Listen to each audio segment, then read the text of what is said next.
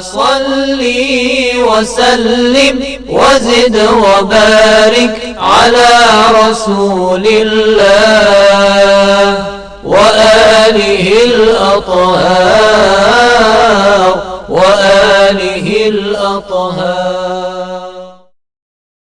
أعوذ بالله من الشيطان الرجيم. بسم الله الرحمن الرحيم. فمن خاف من موص جنفا أو إثما فأصلح بينهم فلا إثم عليه إن الله غفور رحيم.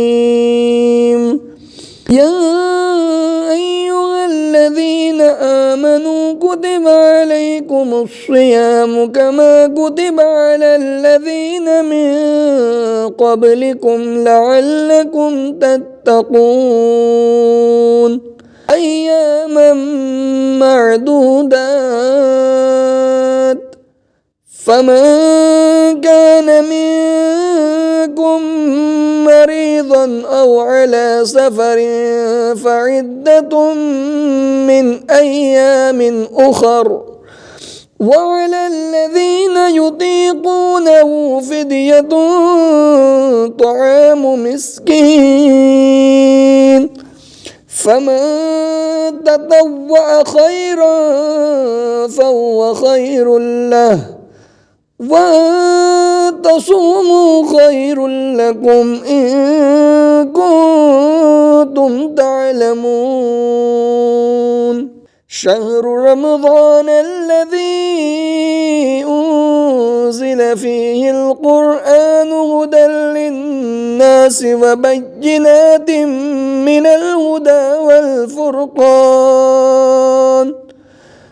فمن شهد منكم الشهر فليصم.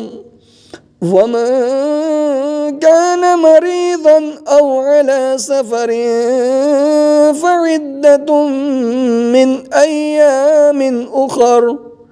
يريد الله بكم اليسر ولا يريد بكم العسر ولتكملوا العدة ولتكبروا الله على ما هداكم ولعلكم تشكرون. وإذا سألك عبادي أني فإني قريب أجيب دعوة الداعي إذا دعان فليستجيبوا لي وليؤمنوا بي لعلهم يرشدون. صدق الله العلي العظيم.